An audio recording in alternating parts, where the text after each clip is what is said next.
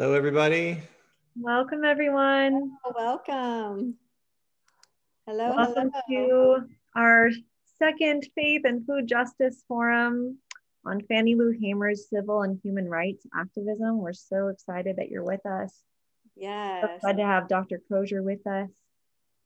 Hi, Dr. Crozier. Hi, Adele. I'm Stephanie. Hi, Jim. As we get started, I'm going to go ahead as Dr. Crozier and I were talking about what this space might look like. It felt really important to both of us to start with Fannie Lou Hamer's voice. So we're going to begin just by listening to one of her songs from the album Songs My Mother Taught Me. Oh Lord, you know just what I need. So let this help you arrive to this space, and we're so glad you're here. Sometimes we would have to be in the field, at about 4:30 or 5 o'clock. And after we had, picked cotton all day long, late over in the evening, it would look like lonesome in the field. And then you would hear my mother start saying, "Oh, Lord, you know just how I feel.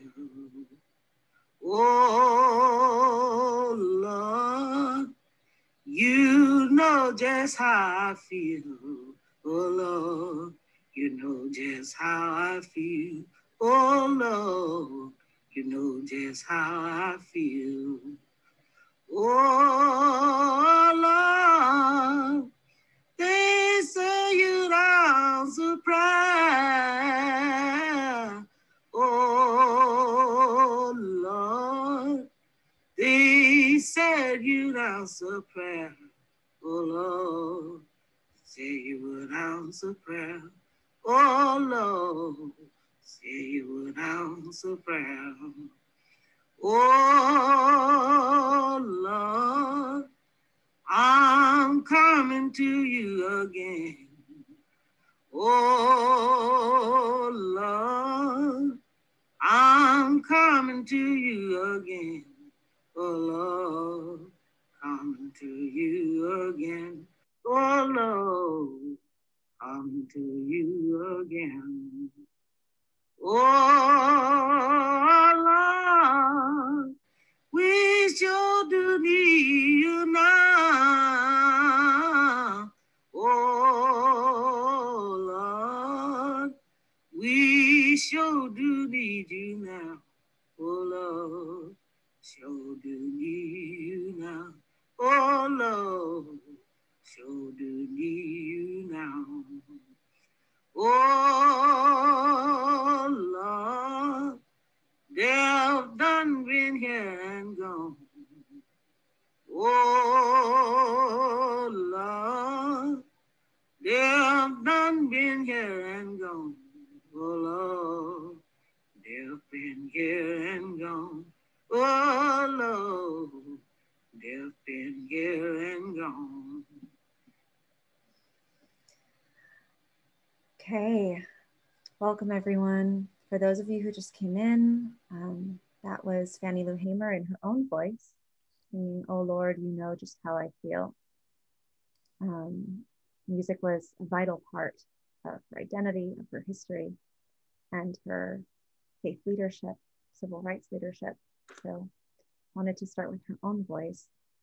And now entering into a plan for our time. We're about to go into a time of prayer, and then we will have conversation with Dr. Crozier. We're so grateful is here with us and has been a huge part of co-creating this presentation, this conversation. And then we will move into a time of question and answer and do a closing, another musical closing with Fannie Lou Hamer. And so just a brief note about hospitality. We are recording this. And so if there's anyone who's not able to be here, they can listen to it at a later time. We also are going to have this time of question and answer at the end. So I encourage you throughout our conversation as we open up dialogue with Dr. Crozier about this work, about Fannie Lou Hamer, about how her life and legacy might inform how we embody creation care advocacy in our time. I encourage you to just note down some questions. And then there will be a time at the end for you to share your questions in the chat, and then we'll go through those questions together. We're going to loosely try to hold the hour space, but Dr. Crozier has been generous in saying that if questions are flowing, then we're going to go for, a few minutes after is totally okay. So all the logistics now aside, we are going to move into a time of prayer. And so this passage from Ezekiel 37 is a part of our Holy Week liturgy.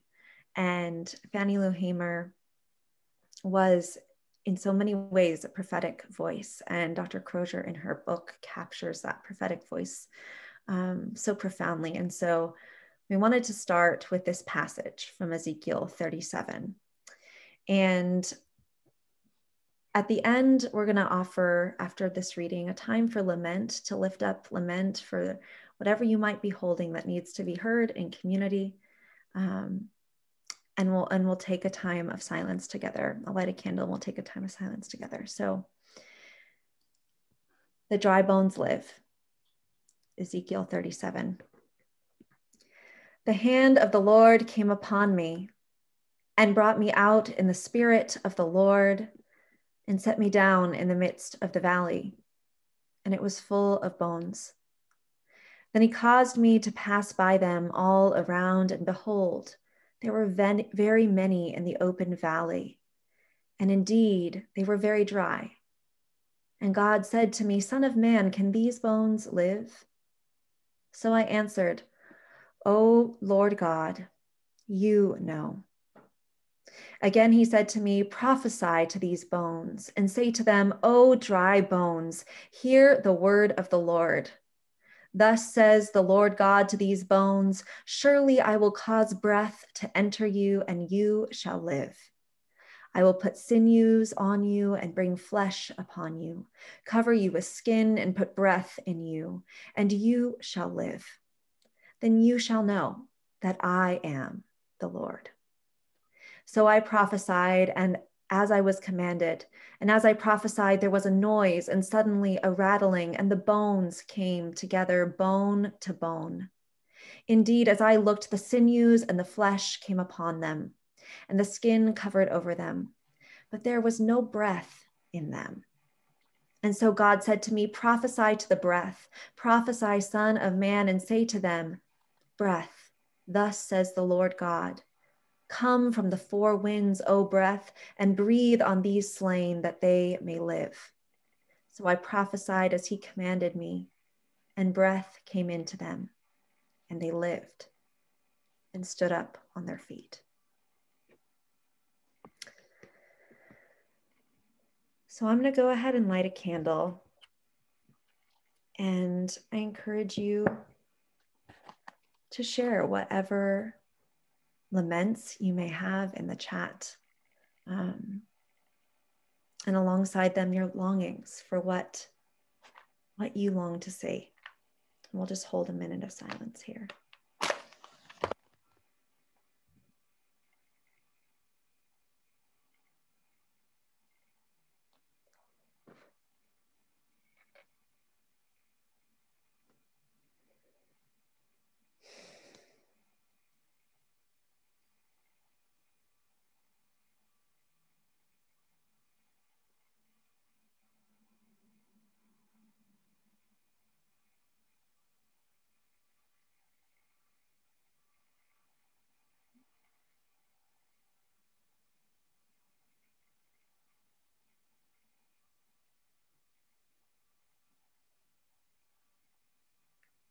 God, with all our laments and our longings, all that was said and has gone unsaid, may you bear witness to them. May we bear witness to one another. May we hear the lessons, the prophetic voice of Fannie Lou Hamer today through Dr. Crozier.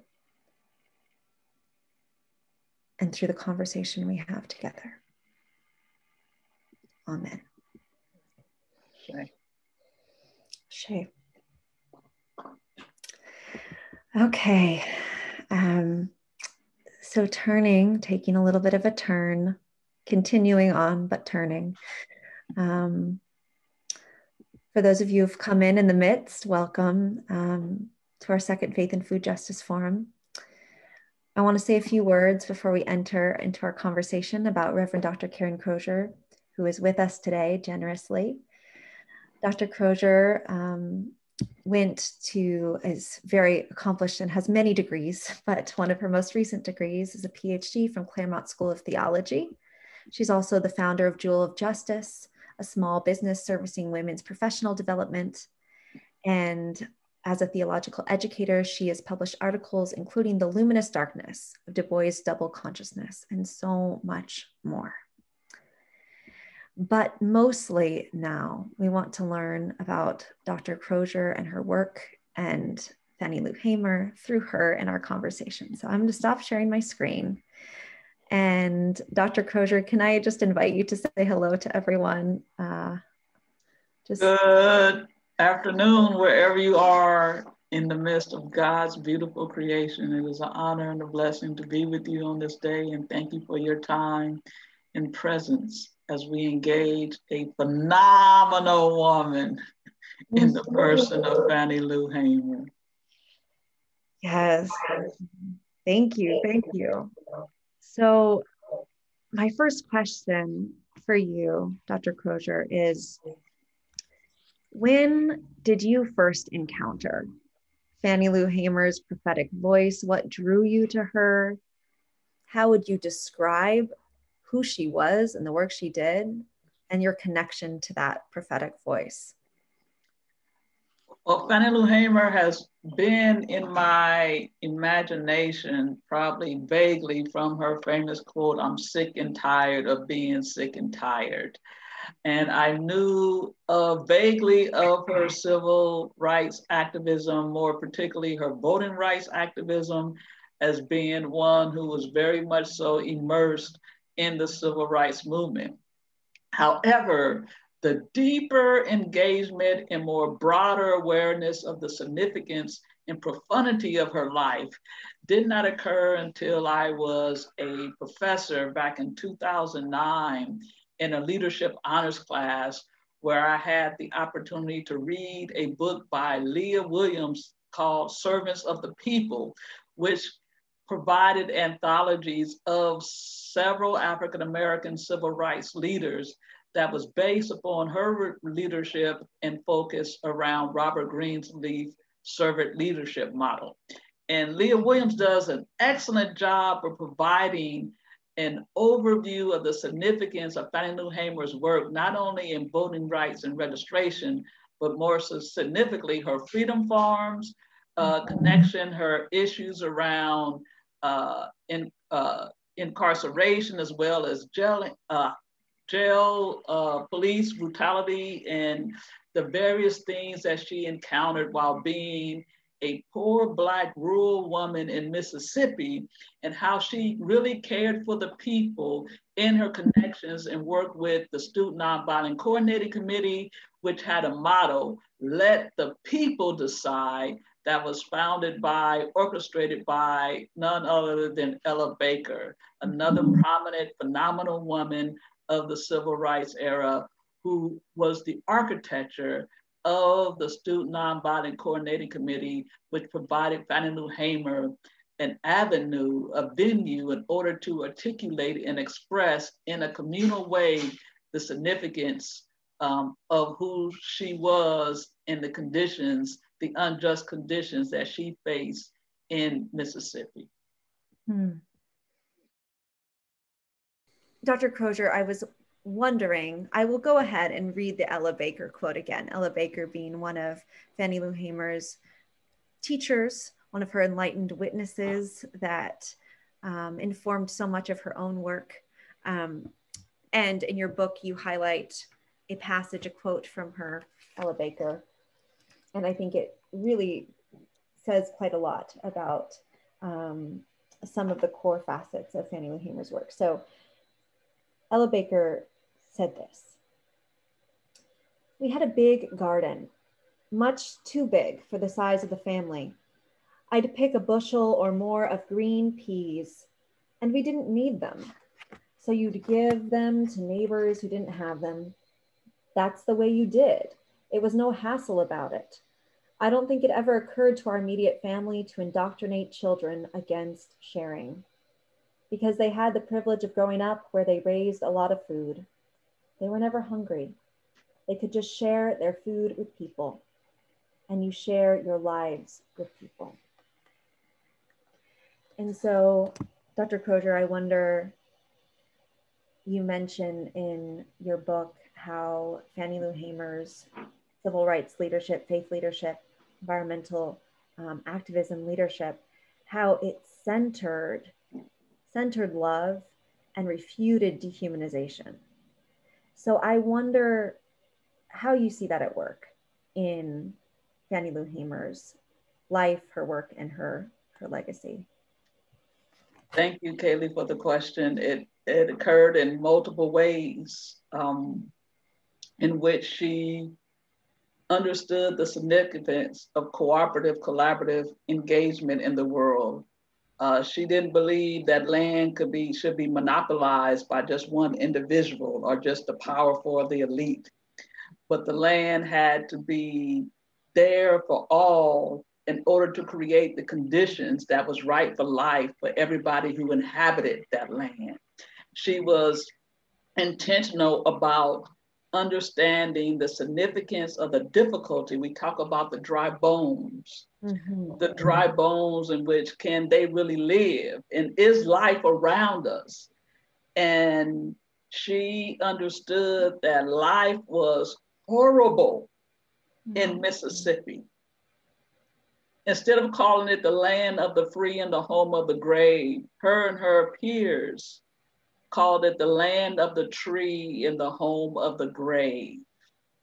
And instead of packing up and leave, in which she knew that the officials in Mississippi wanted her displaced, and the federal government considered Black people to be a surplus, she was committed to recreating, transforming, cultivating new life in a place, in a space, in a place that considered her dead, irrelevant, no use for humanity.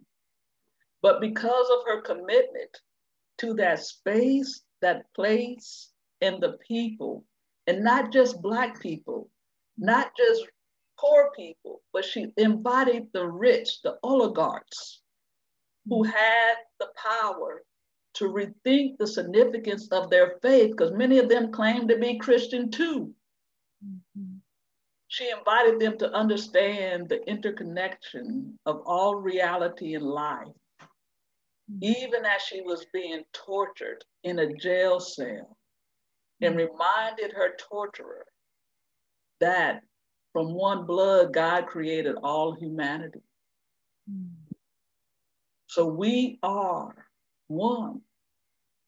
And any time you try to articulate or justify or legitimate my inferiority because of the color of my skin, that is contrary to the God I know, is what Hamer was saying.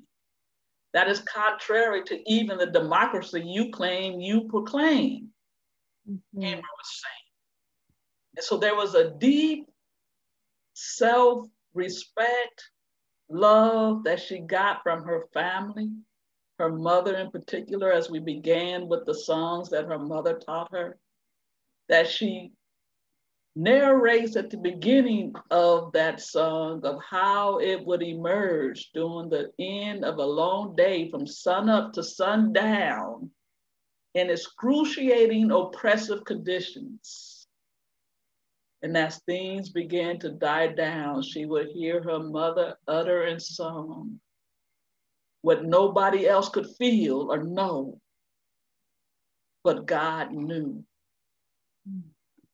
As she articulated the deep yearnings of not only herself and what Fannie Lou Hamer heard, but also of so many others who did not necessarily have a song to sing at that moment.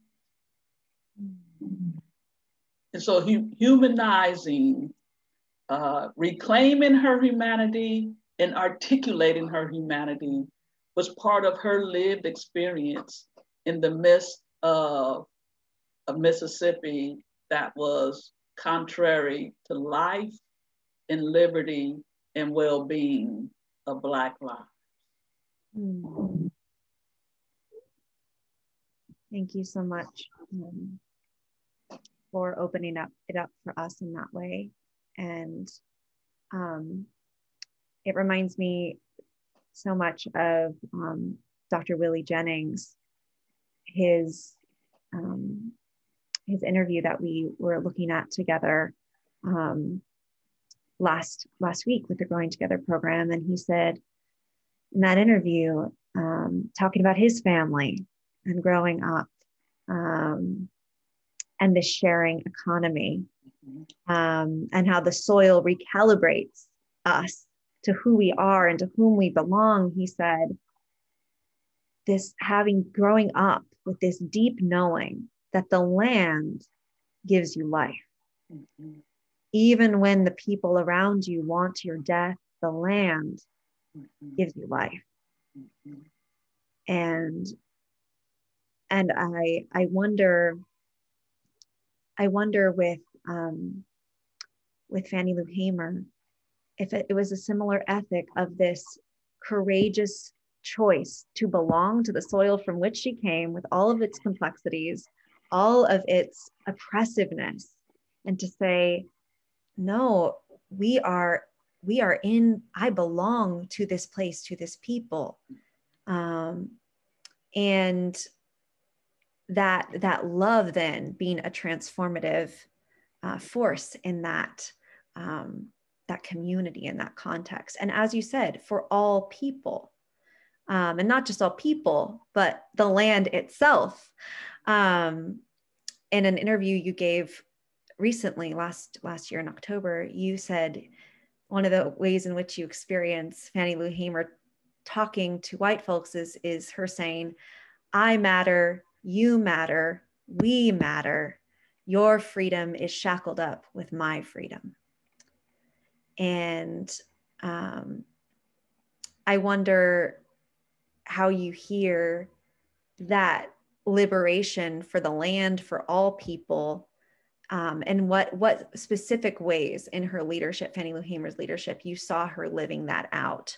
I know you mentioned a few ways in which through the Freedom Farms Collective, which it would be wonderful actually if you could talk about that a little bit, maybe the practicalities of what that looked like, and some of the other ways that she was collaborating across traditional divides to bring about this liberation for the land and for all people. Yes, in unpacking the Freedom Farm, it was in connection to her awareness around land has to be the staple, the component that will allow Black people to create who they are, to be who they are because of the hostile conditions. And if the federal government provided everything for them, they was only teaching them for a day. But if they found the way to grow their own food, as well as to preserve their own food, then that they will be creating their own lives and be able to, in ways that they were not able to have, be the recipients of the fruit of their labor as sharecroppers. The Freedom Farm turned that upside down. She was sensitive to the reality of, as well, of how housing and vocational skills, because during the 1960s, of the civil rights movements of the 1960s, there was a huge mechanization that was occurring, and Black sharecroppers and manual laborers had no other skills beyond working the land, that they could not get access to the food. And because the crops was only monocultural, only cotton, she created a system where, no, we're not only doing subsistence crops, we're gonna do as well cash crops. And so it was both and for life, and then how do we also share with others who do not have? She would create a system, she had a system in which whatever surplus of food that they had, they would ship it up north to their kin in the Chicago area. She had the pig bank in which they had the opportunity to have a male and female pig.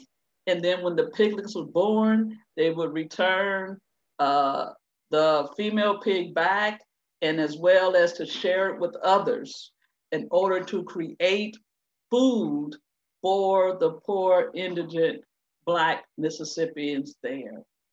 She provided housing as well as vocational training for them and skills that they need in sewing. She was able to build a Head Start program that was done through the Children Development Group of Mississippi, which was originally a federally funded program, and that became a part of her work after the 1964 Democratic National Convention.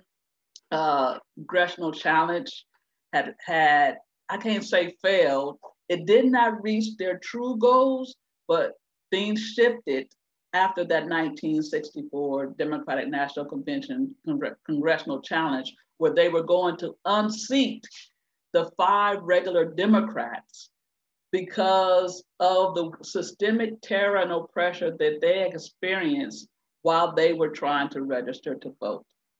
And so it was a time in voter registration, in Head Start for children, in public housing, in vocational training, in farming and agriculture, in economic development, local self-determination. Those were the various ways that Fannie Lou Hamer was understanding how to care for the people, how to care for the space, and how to resist the onslaught of injustice and violence just in the exercise of their humanity. And I would like to just finally add in response to the question, she didn't know she was able to register to vote until she was 44 years old. So imagine in 1962 at a church rally that was done by Student Nonviolent Coordinating Committee, Martin Luther King Jr.'s, Dr. King's Southern Christian Leadership Conference, in the NAACP at William Chapel Baptist Church. That's where she came to hear for the first time that she had a right to vote and that there was a constitution that supported her right to vote. And in that space, when they invited her to say, do you want to try to go register to vote? And we must remember, she had to go try to register to vote because Black people had to undergo poll taxes and literacy tests in order to be eligible to vote. None of the 18 who volunteered to go that day passed, but she stayed persistent. And because of the citizenship education program that SCLC had, that was taught and organized under the great leader of Septima Clark, who was another phenomenal woman in the life of Fannie Lou Hamer, who was able to provide her with the literacy skills as well as the citizenship skills in order to understand how to exercise her right to vote. And Fannie Lou Hamer, when she finally, after the 3rd time, she was able to pass the literacy test, the unjust literacy test, because it was only applied to Black people and nobody else in the state of Mississippi.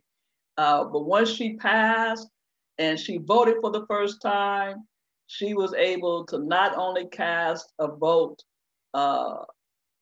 for the first time, but to cast a vote for herself because she was running as a candidate in the public office during that time. It's amazing. You, in everything that you were just sharing, there was this through line of the power of education and alternative education not just from the traditional institutions of education, but how when we educate and we learn, that gives advocacy and ability to enact real and deep change. For example, her learning that she had the right to vote, and then not only voting, but voting for herself. It's a profound example of that. And also with the Freedom Farms, which in so many ways I see that legacy, that collective Freedom Farm legacy being continued on through organizations like the Detroit Black Community Food Security Network with Malik Yakini and Leah Penniman at Soulfire, and then Elohe Farms with Randy and Edith, who are recentering Indigenous knowledge of the land.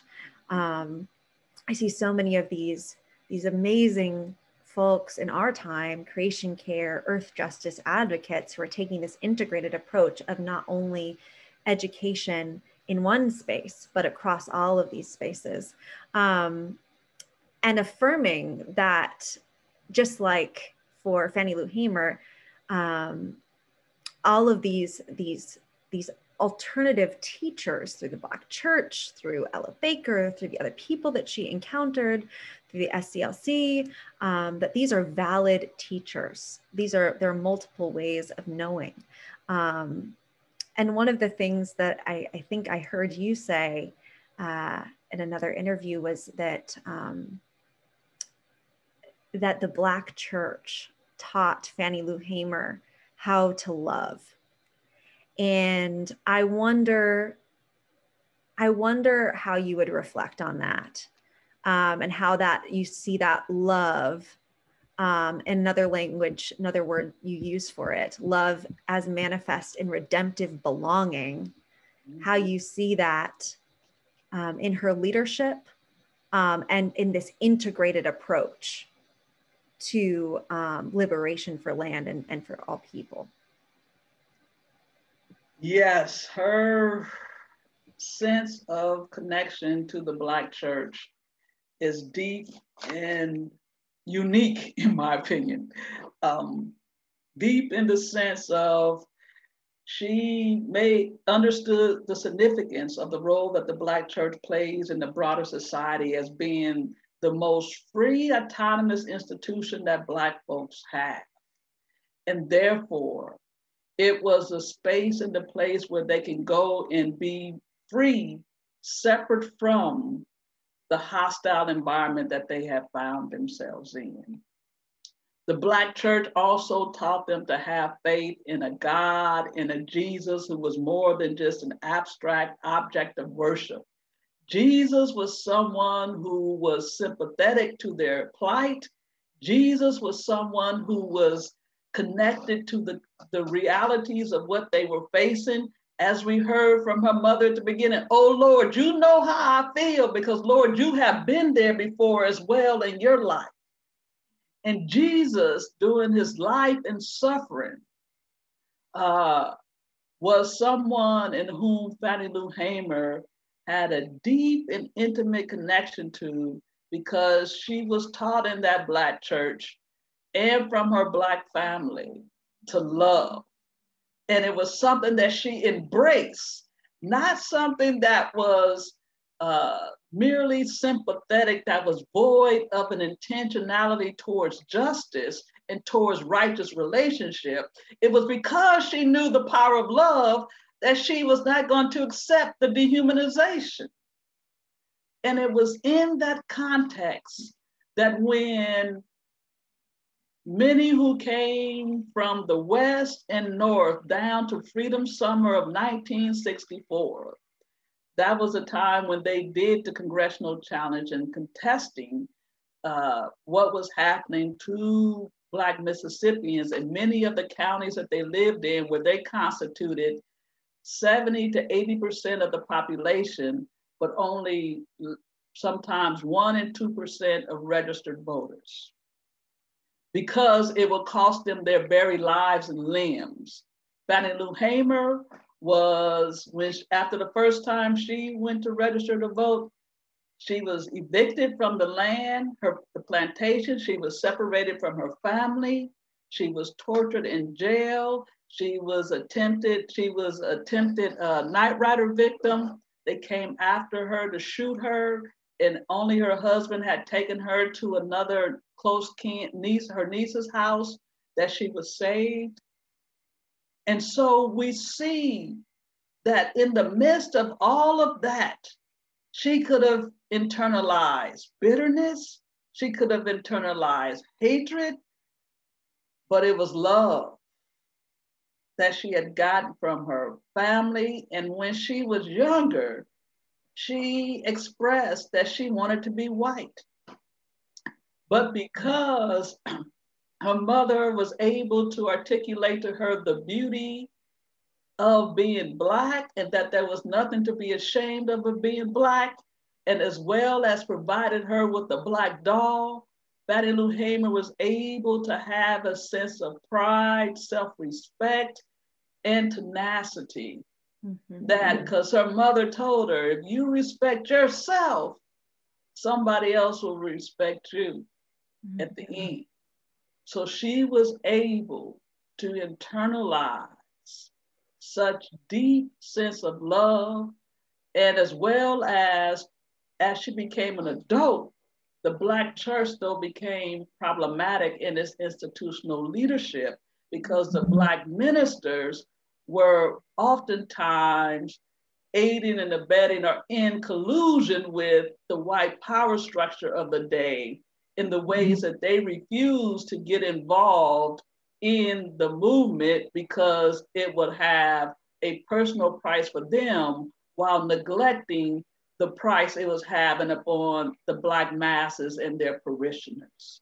And so she would get angry, frustrated at the ways that the Black middle class did not assume its responsibility in responding to the plight and conditions of those who did not have a PhD or a BA or a job that they were bringing in regular income.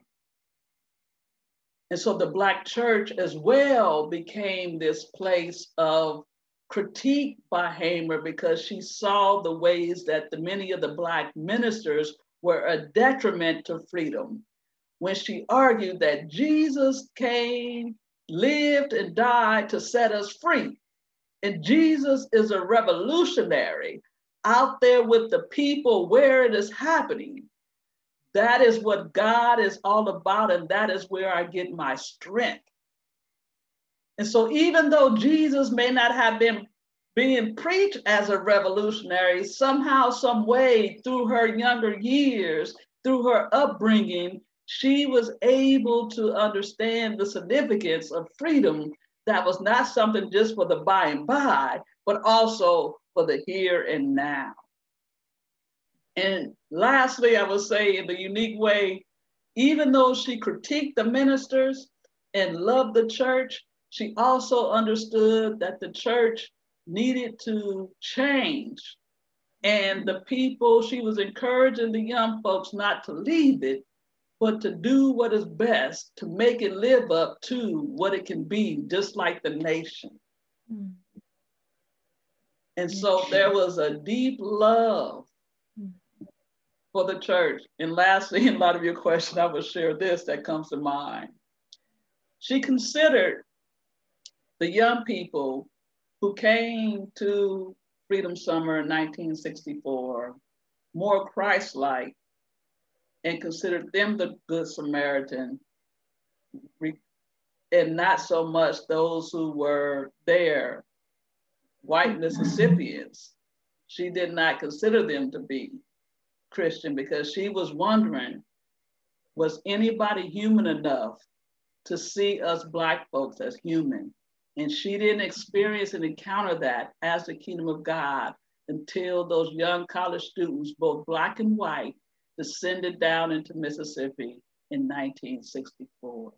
And she saw them as the Good Samaritan, and would stand with them before she felt comfortable in standing with the church in the struggle for freedom. Yeah. Thank you. Dr. Crozier. There are so many leadership lessons that we can glean from Fannie Lou Hamer's work and life.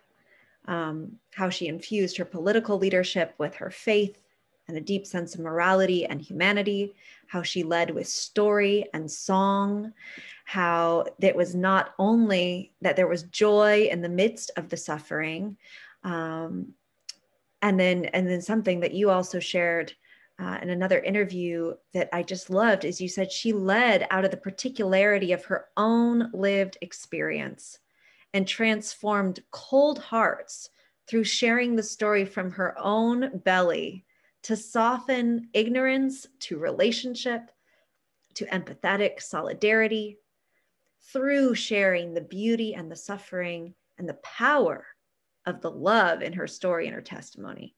And that comes through her voice, comes through her actions, her deep collaboration, willingness to cross divides, and how she was just a fierce advocate for humanity. And so I wonder now, as there's so many things that we could talk about.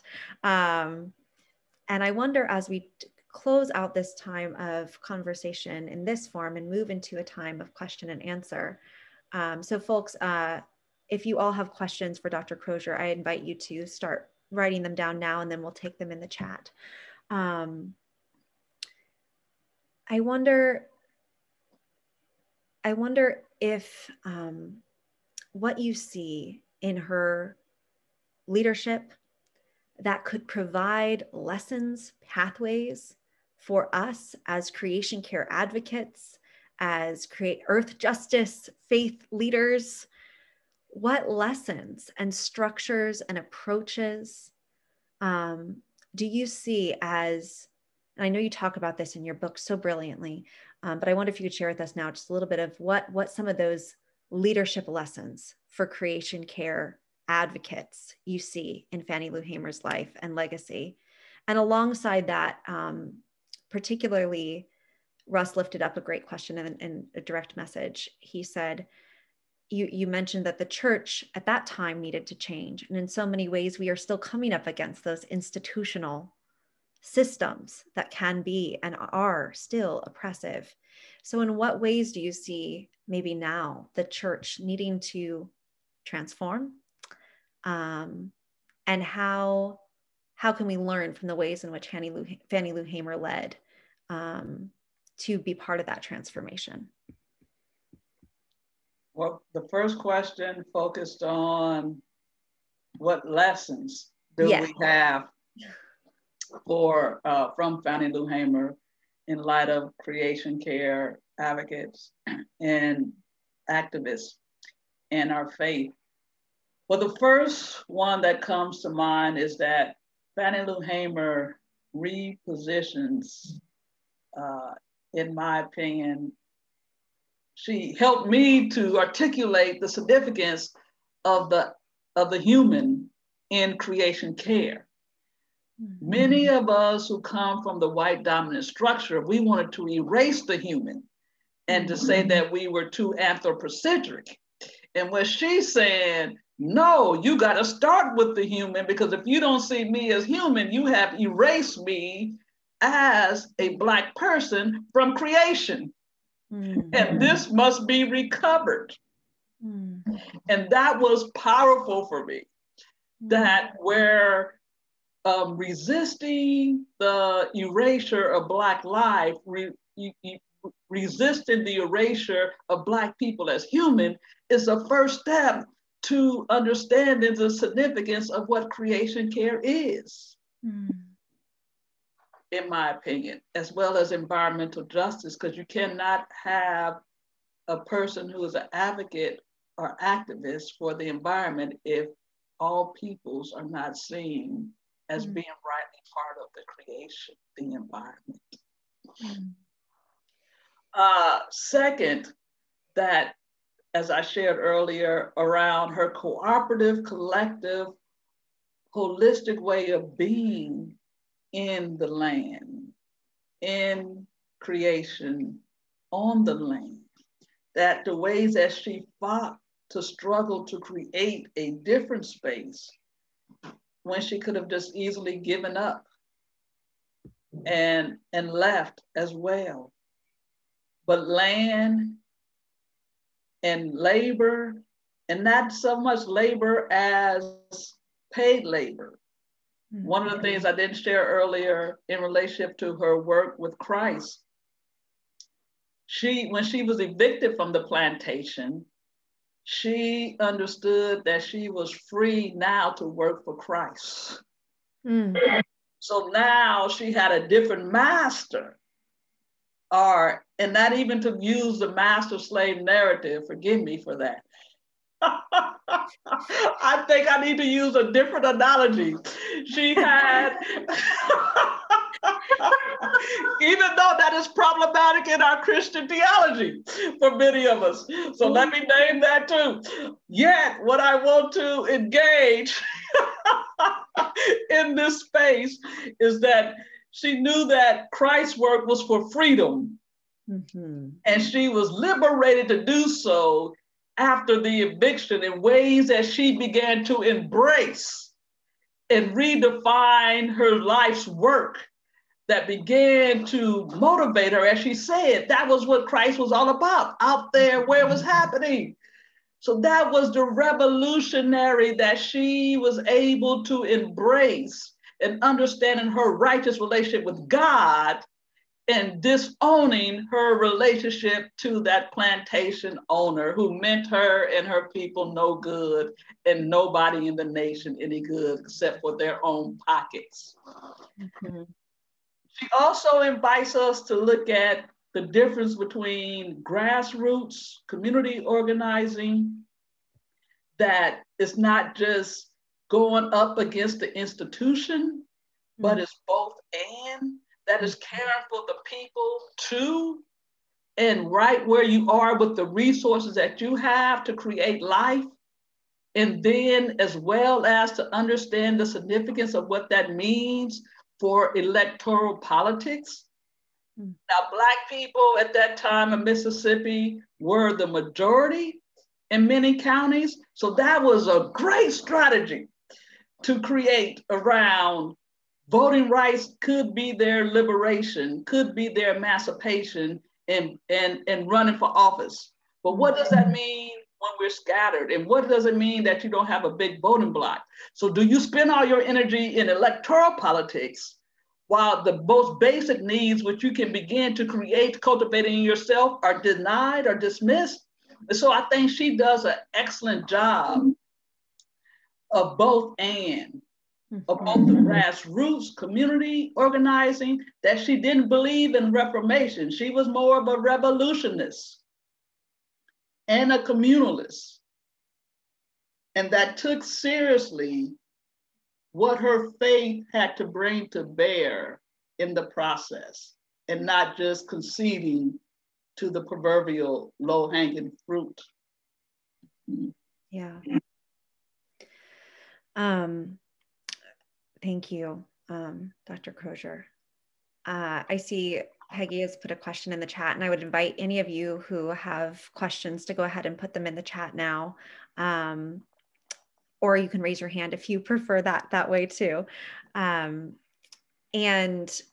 as you were sharing, I know you and I were talking earlier about how much your work has been inspired by Howard Thurman, and how much my own journey has been inspired by Howard Thurman, and how much of that his way of engaging in the world overlaps with Fannie Lou Hamer's understanding of love in action. And Peggy asked this question of our worlds are still so divided by race. What opportunities are there for coming together in creation care? And this question reminded me of a story of Howard Thurman, his grandmother, Ambrose. And she had a white woman who was her neighbor. And that white woman was unkind, not only to her, but to others in her neighborhood. And one of the ways in which she expressed this unkindness is she would take manure from her chicken coop and throw it over the fence onto Howard Thurman's grandmother's plants, onto her garden. And his grandmother, Ambrose, knew that this manure that was intended for harm actually was fertilizer. So each morning she would go and turn the manure into the soil.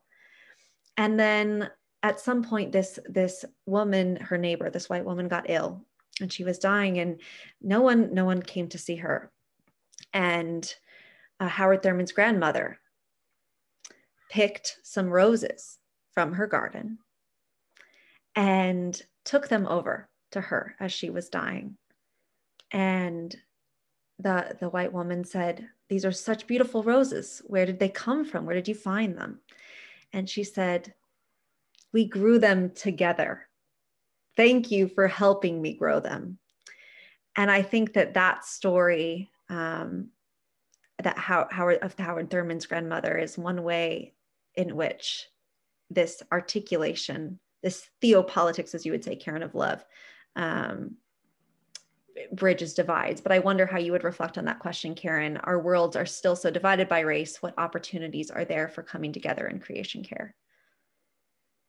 I think what comes to mind is what Fannie Lou Hamer did. And she had an organization that was a great supporter of hers from Wisconsin called One by One, and which was a predominantly white, middle-class, educated organization that was understood itself to be merely a supporter and not a decision-making, to love Fannie Lou Hamer in the ways that she needed in order to do the work that she was called to do, that she felt she had to do. And so they would send money as needed. They would donate resources as needed. They would bring her up to speak. So not only did they just send money, but they was also taught by her. They as well was a huge promoter of the work she did to galvanize others in the process. She also worked with young people. She understood the significance of the young people, and they had, I think it was the Youth World Leadership Association, where they did a anti-poverty run and donated resources for her to purchase the Freedom Farms land. She had up to 640 acres at its height. And so she was connecting. She even considered the young people as the chosen people within the theological sense, because she felt that they were more in tune with understanding and exposing the atrocities of this nation than her peers. They were too stuck in their ways and were afraid.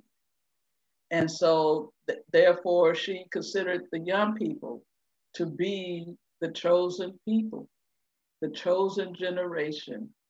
And so I think that if we think beyond traditional ways of how do we gather, I think she provides us with a model of the creative ways in which we are to build relationships. And one last thing I will lift up is that she also participated in Wednesdays in Mississippi, which was a collaboration between Dorothy Height and the National Council of Negro Women, as well as one of her Jewish friends, Polly Cowan, I believe, in which they brought professional Black and white women who were mostly social workers and therapists to come down South in order to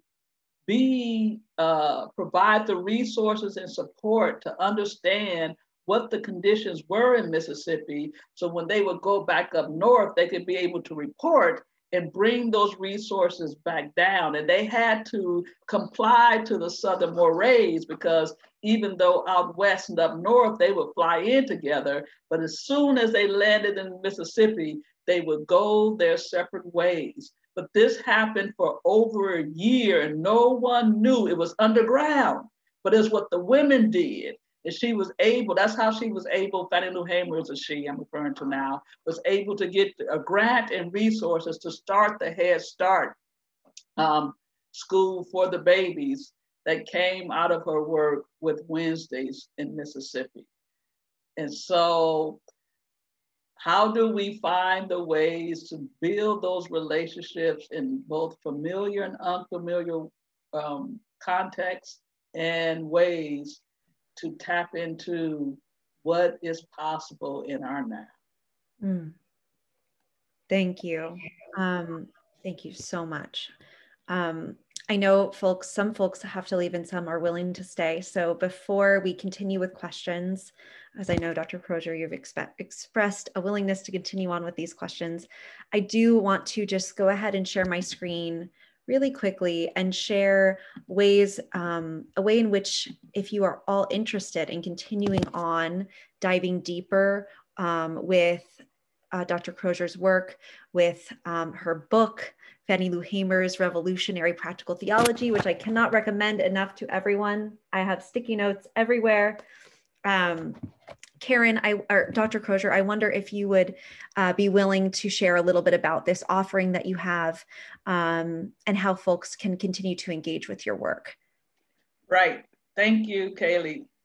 Yes, this is an offering for a book, online book reading and study experience. You see the April 6th, we're past that date, but I'm happy to engage anybody who is ready and interested at this time to have a 6-week, a 4-week, or 8-week experience where we are going deeper into understanding key questions and lessons that Fannie Lou Hamer has for us around the relationship between faith and politics, as well as the critical skills necessary for racial and environmental justice that comes through the lens of Fannie Lou Hamer. And pay what you can, share what you can, bring who you can. So you see the price there's on a sliding scale, as well as I have copies of the book. Russ has put up the link from Amazon, a Brill, but I can get you a autographed copy at a reduced price if you're interested, so you can let me know that as well. And also have a workshop on Fannie Lou Hamer's looking at reparations and Jubilee from her perspective, and looking at the biblical and theological foundations of reparations from Fannie Lou Hamer's perspective, as well as the praxis and projects and legislation for our today. So thank you, Kaylee. Great. And I really recommend this way of engagement with the book.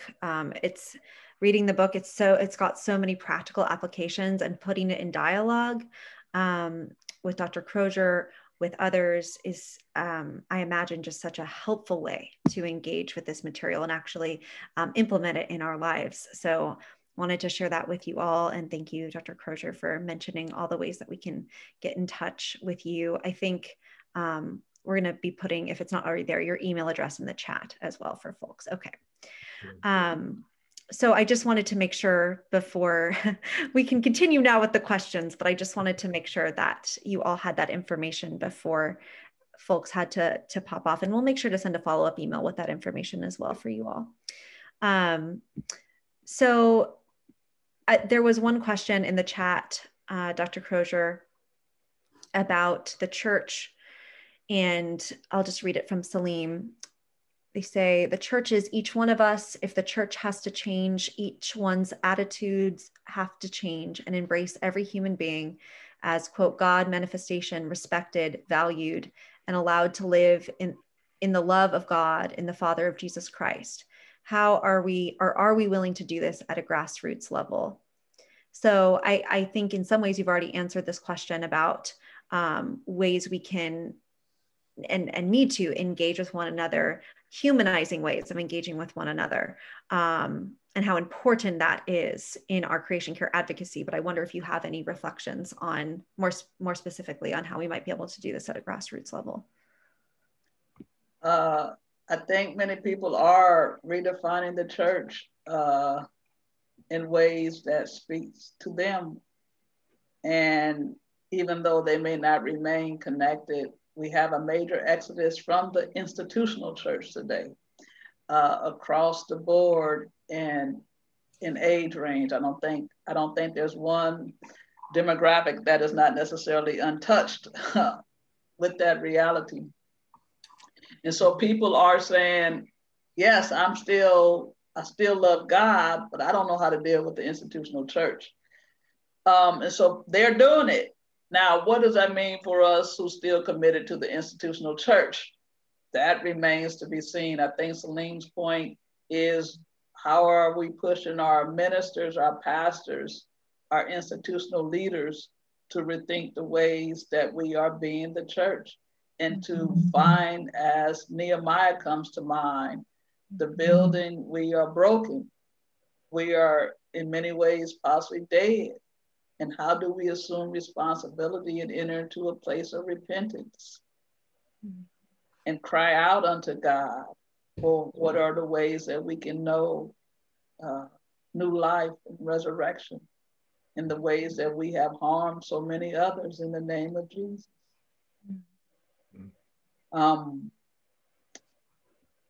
Wow, am I going to share this? I guess I am.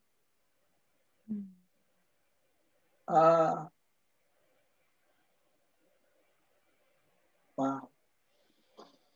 A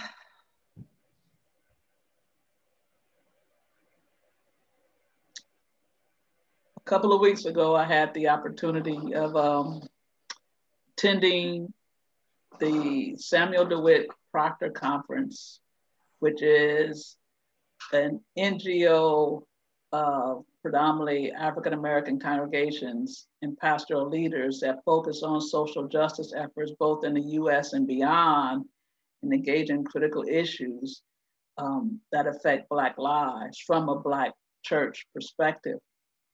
And in a session on community development and empowerment in the Black church as a pillar of that, one of the panelists boldly, and I'm so glad she did, and I can't recall her name, but she made the statement that the Black church owes reparations to the Black community.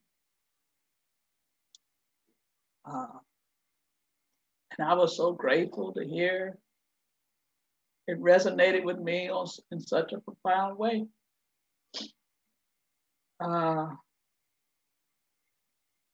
So I will be seeking to live out, in what ways, God, am I going to be used to pay reparations to the Black community in the ways of the Black church. I am a daughter of the Black church, and presently on the outside of the Black church. I'm ordained by the Black church 3 times. That's another whole story.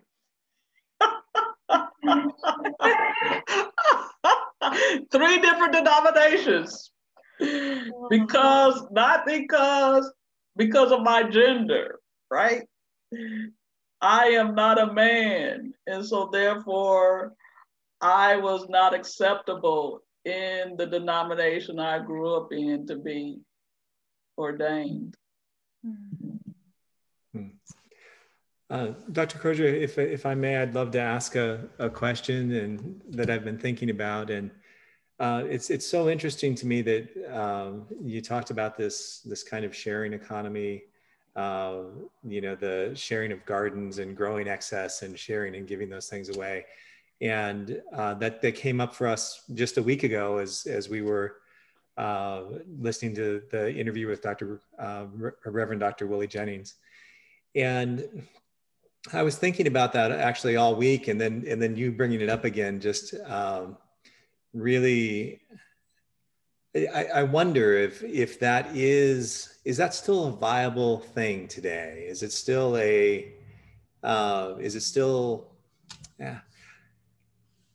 I wonder in the ways of do we think about that just nostalgically, or is it a possible solution for us today still? I guess there's a question in there. I'm just wondering, I watch people listen, or I see people as you share that, and I saw people in the listening to Willie Jennings as well. And there's a lot of head nodding, and it's like, yes, that makes so much sense that we're doing that. And I just wonder, is it really possible for us to do that today still? And or have we somehow culturally moved past the ability or appropriateness or knowledge base to make that happen? So I just wonder if you have any thoughts on that.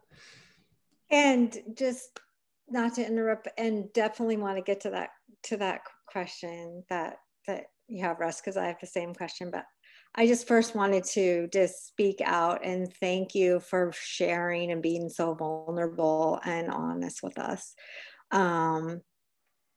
That was very, very appreciated. And I just wanted to not interrupt, but I did want to speak that out.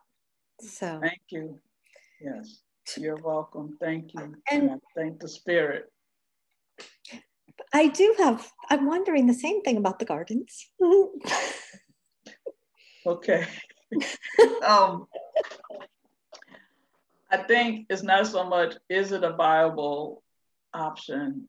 I think it has more to do, who is it viable for? And by whom? I think in many ways in which people are already sharing their resources that are not commodified, they are already doing it in there and will continue to do it, whether it becomes a trend. And then owning, for the context that you're in, what does it mean to move from a commodified, monopolized reality to, I want to just share of my resources. Clarence Jordan said it this way. He was, I don't know if you all know him, he was the founder of Koinonia Farms in 1942, I believe, and was able to bring together interracial community in order to respond again to the lack of agricultural and farming development because of the ways that Jim Crow South and slavery exploited Black people of our resources, labor, and expertise in relationship to the land. And so what can be done now, and how do Black and white work together, and not only work together, live together, because that was the community that he had formed. It was kicked out of the white church because of his commitment to that. But he said it this way, to answer the question about sharing. He says, what the poor need is not charity, but capital, not caseworkers, but co-workers. And what the rich need is a wise, just, and honorable way to divest themselves of their abundance. So, yes, what you got ain't really for you to keep for yourself. Mm-hmm. And if you have an abundance, then you have something to share with others. And it's not to come in the form of charity, because I don't need your money. I need capital. I need something that I can make for myself life and where I am in the habitat in which I am living in and for and with. Yeah. And so are you ready to join me, not as my case manager, but as a co-worker? Yeah. And are you ready to recycle the resources from the God who is sufficient instead of being caught up in the politics of scarcity? Yeah. Yeah. Yeah, that's so good. Thank you for your response on that. That's wonderful. Would you mind putting the name of the person that you just referenced in chat, just so we have that?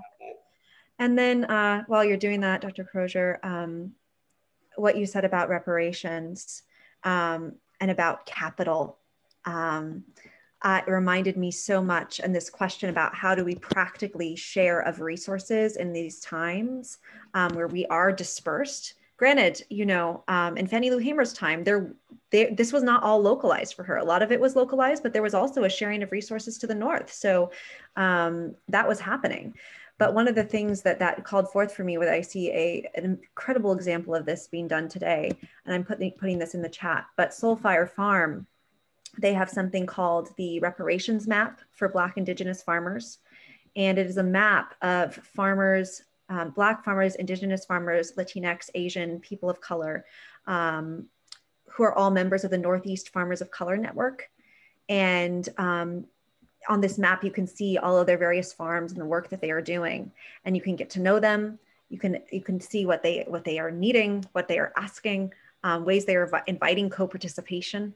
And I think that that's one really great example of some farms that are very localized, but also building that more national network of sharing of resources and knowledge and time.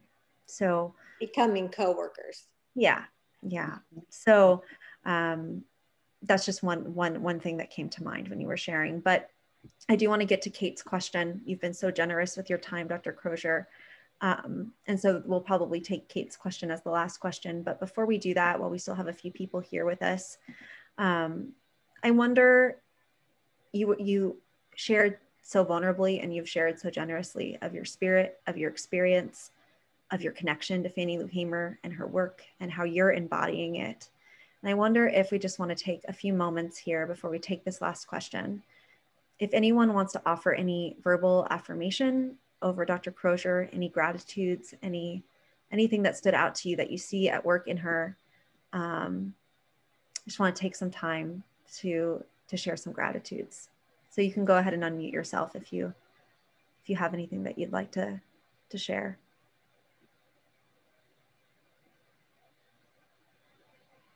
Thank you for your message. It is heartwarming.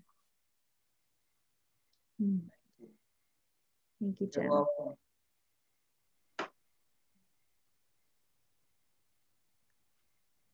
Russ, you're muted. Yeah, Kate, I see you unmuted. If you'd like to share, go ahead.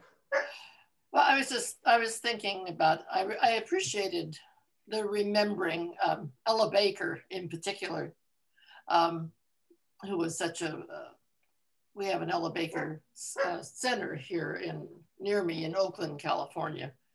And it does such wonderful work with youth, and reminding me of her and of the other folks that you've mentioned that I was not familiar with, and I'm certainly appreciative of their work and of your work as well. It's been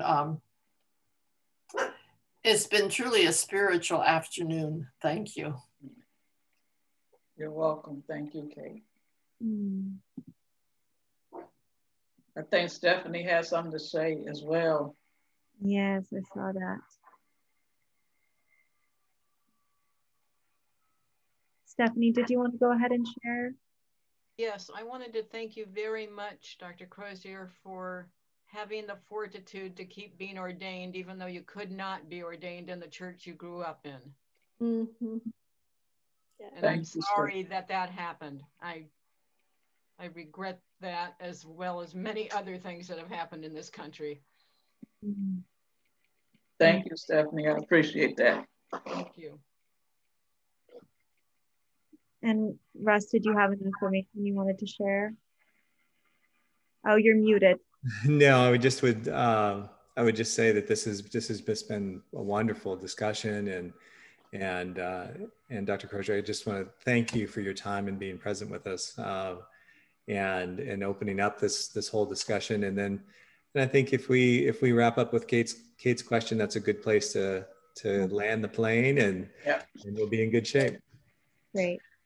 Thank you. And Dr. Crozier, I will say to you continually, just eternal gratitude.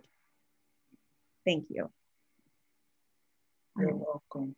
And I was just going to also say, I love the thank you. And I also love the picture and image of co-workers, and what I felt like you were sharing earlier even is just, we're all children of God, and we're all brothers and sisters, and just all children of God, that working together, crying together, playing together, and learning how to do some new things together. Deep work. Continually learning together. Deep work, yeah. Yep. So with Kate's question, we'll close with this, and thank you all for staying and for your generosity, Dr. Crozier. Mm-hmm. What are ways that we can think outside ourselves and our local churches? How do we connect with our outside communities or the outside community? Well, one thing that comes to mind, as Fannie Lou Hamer, in the book, I document how she received a Christmas card that talked about how Jesus was not in the church, but he was outside in the tenements. That's where they found the baby Jesus, right? A Christmas card of nativity. So to understand if that's where Jesus is, and then where do we need to be if we're followers of Jesus? And that was her point, that the church doesn't have a monopoly on Jesus. That how do I go see and find, encounter, experience Jesus in the community? And how do I join that? And in that context, though, Jesus was a baby needing to be cared for. But what will that help me to do to respond to the needs for the church, the institutional church, and the local church to be able to go to the community to respond and be present to and to learn of the community? So I guess we need a broader image of who Jesus is. Beyond the one that we have put him in. Another closing comment I think is going to come. I don't know how it's going to come. I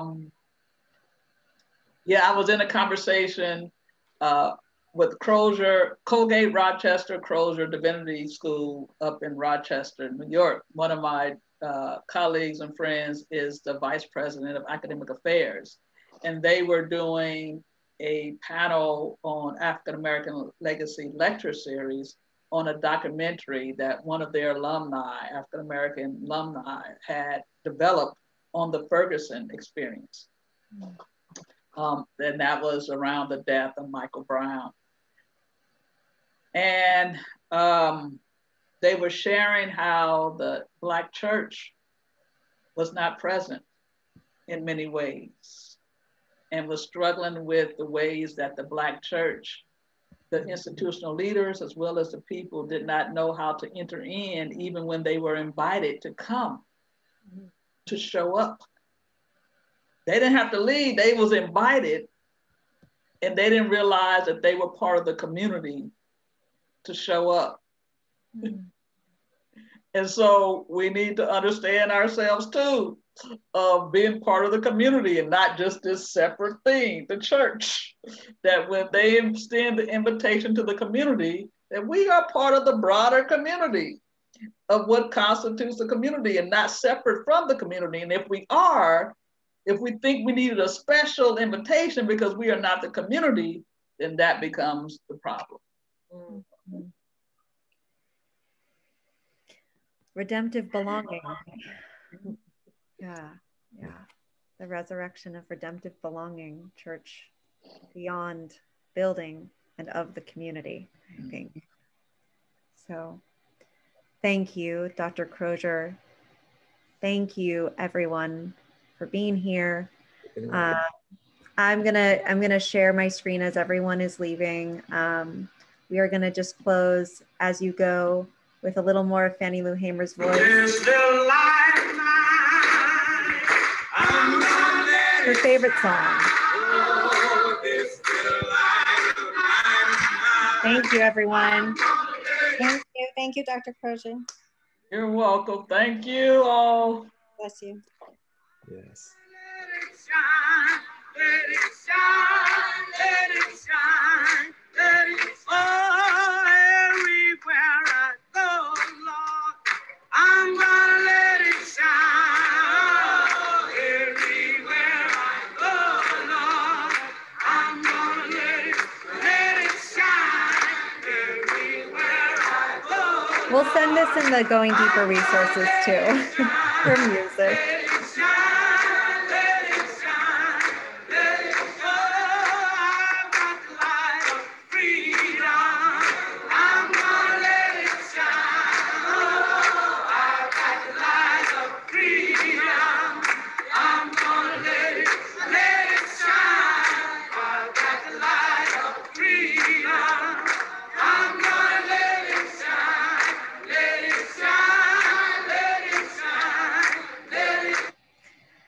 All right, friends.